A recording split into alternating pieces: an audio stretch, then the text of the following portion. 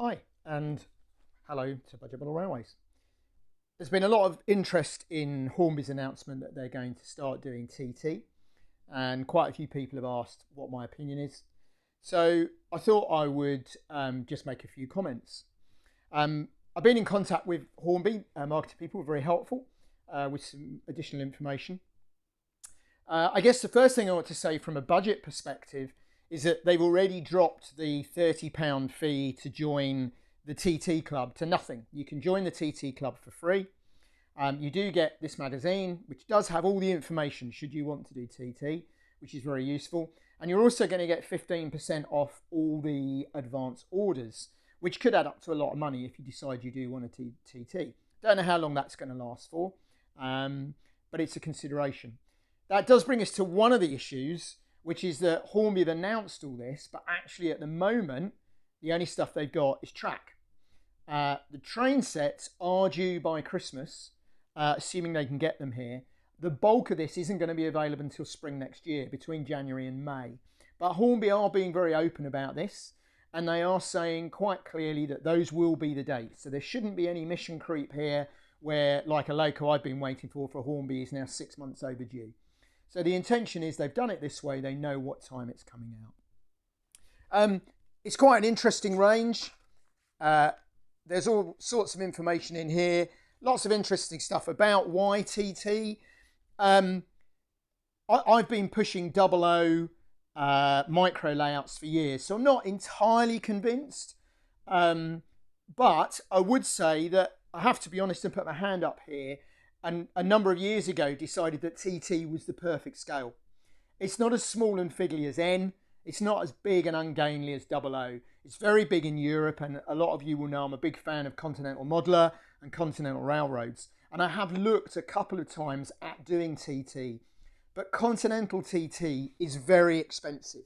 Wonderful, but very expensive. I'm just going to flip through here, because this shows you some of what they're talking about doing. Steam locos, diesel locos, rolling stock buildings. Now, speaking about the price of Continental TT, it's only fair then to mention what are the prices like on this. Well, in my view, and you all know my view, I'd like to see budget entry locos. However, it's unreasonable to expect a company to put this amount of effort. A number of people that have taken exception to my views on pricing don't really listen to what I say. I've got a problem with pricing of long run, things like the 040s, the four-wheel coaches, things that have been around for a long while are too expensive. Interestingly, TT points are going to be £8, whereas the 00 points are £16. Now that does mean that either Hornby have decided to do the points at a sensible price, or somebody somewhere is making a lot of money out of the 00. However, back to TT.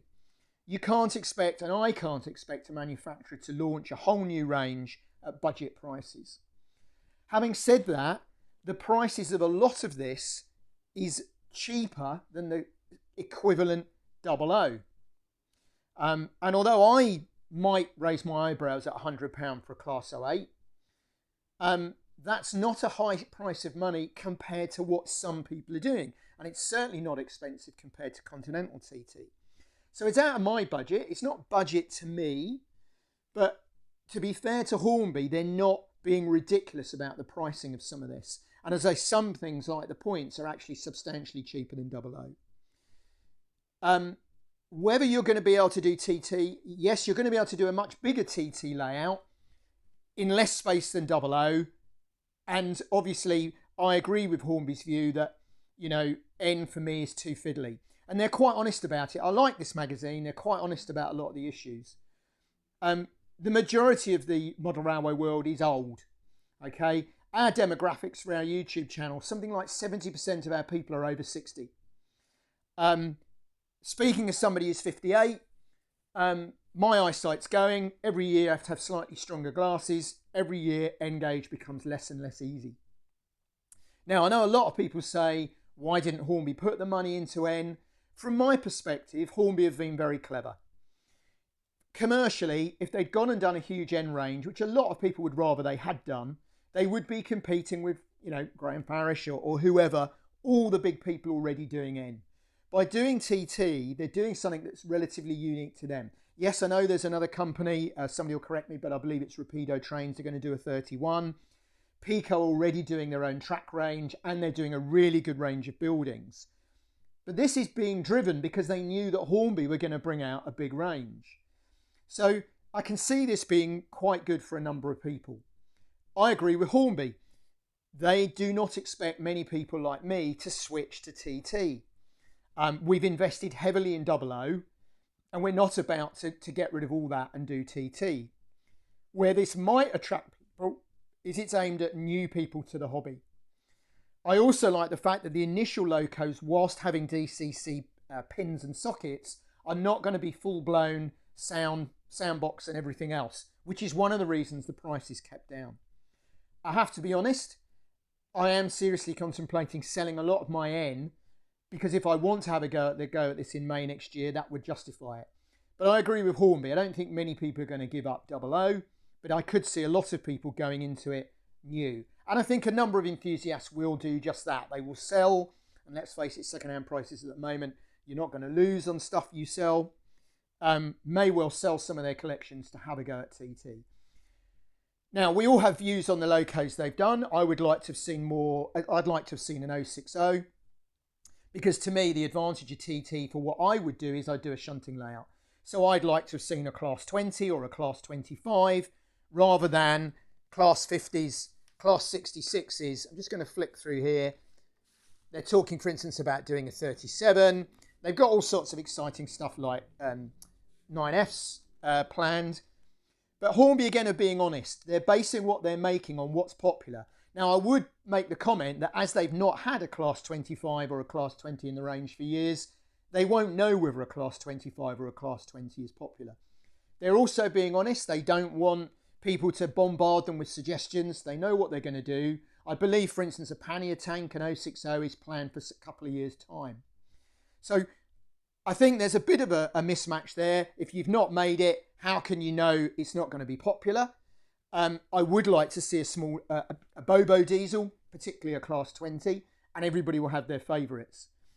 But undoubtedly, in about 2-3 years' time, this will be a really good range to bring people into the hobby. If they can keep the prices down, they are doing their best to get coverage. There is a lot of controversy over the fact they're not using retailers. As a long-time retailer myself, I don't agree with that. I accept Hornby's commercial reasons for doing it, that it's much easier for them to market and sell direct. You can't question that. That's just a commercial fact. I've worked in industries that had shut retailers out. I think in the long run, they will end up putting it into retailers. If it becomes a popular brand, it will only make commercial sense to do so. And I would imagine they would do what was done, for instance, in the equestrian trade, where you'll be able to get it from Hornby fractionally cheaper, but you'll also be able to get it from your local stockist. So there we go. That's my take on Hornby TT.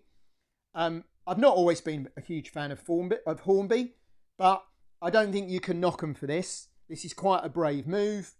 It's not budget, I get that, but it's not as expensive as it could have been. And it's clearly a well thought out project that might well bring people into the hobby.